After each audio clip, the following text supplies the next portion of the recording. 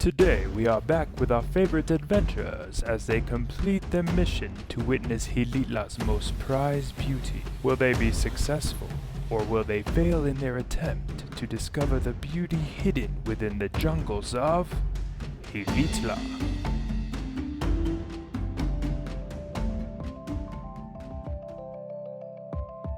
Today is the day we attempt to see Edward James Garden again. In our last vlog, our attempt to visit was a bust due to the insane amount of people waiting in line. Little did we know, it was actually a national holiday and everyone had a 3-day weekend, so they were still traveling and it seemed like they were all here standing in line. So today we will try again. What were lines and lines of cars on our first attempt were now empty streets with not a soul in sight. Yesterday when we came through here, it was packed. What a difference. This is where there was tons of people yesterday.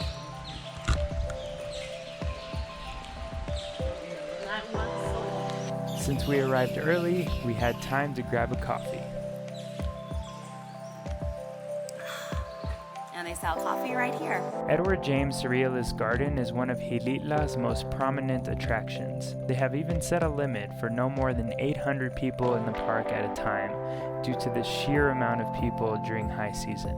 With an entrance fee of 100 Mexican pesos a person, we made our way inside. The park opens up at 9 a.m. and as the first people in line, we were inside the gates by 9:01 a.m. Unfortunately, we hit a hiccup. It's a big bummer. They don't allow tripods or extra lenses, so you have to leave it here at the taquilla thing.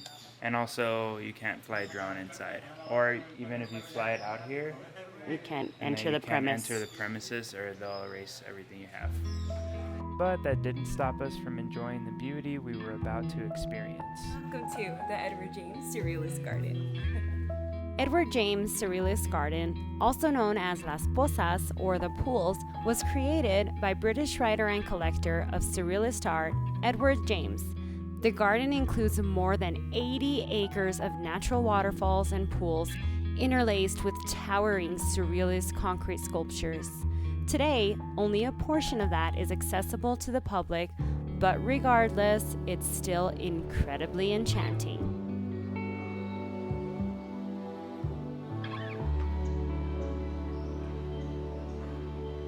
He created these structures between 1949 to 1984, and at one time there were also plantings and beds full of tropical plants, including orchids. Some of these structures housed exotic birds and wild animals from all over the world. I always wanted it a place to conserve wildlife. I'd like every conceivable animal. I'd like to be like Noah with the ark. But today are just a reminder of Mr. James' vision of a real-life Garden of Eden. I wanted a Garden of Eden set up where everything grew. I saw that Mexico was far more romantic and far more room than there is in crowded Southern California.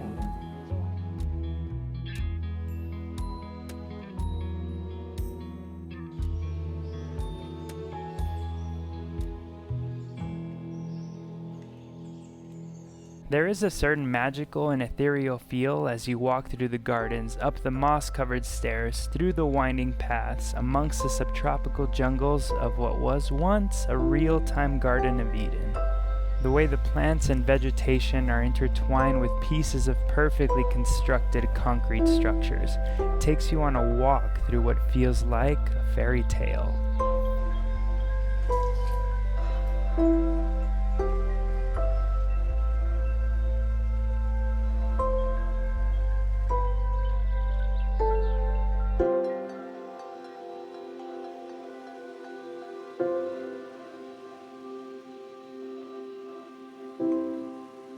There is also a very nice restaurant towards the end of the trail, so if you would like a nice meal before you exit the park, this is perfect. We totally recommend it. Oh, we spent a good 2 hours roaming around and now we came across Cafe James. And it's right here inside the gates of the art exhibit? Park? What do you call it? Jardín. Inside the garden.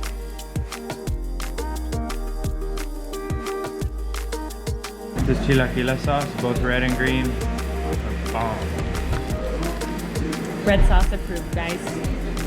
Green, not only is green good, but red as well. Usually I'm a little disappointed in the red sauce, but it's pretty good. So, recommended. That brings us to the end of our walk through the Garden of Eden that is Edward James Surrealist Garden. A true splendor worth visiting on your next visit to Xilitla or the region of La Huasteca Potosina. And that, friends, will close out part 3.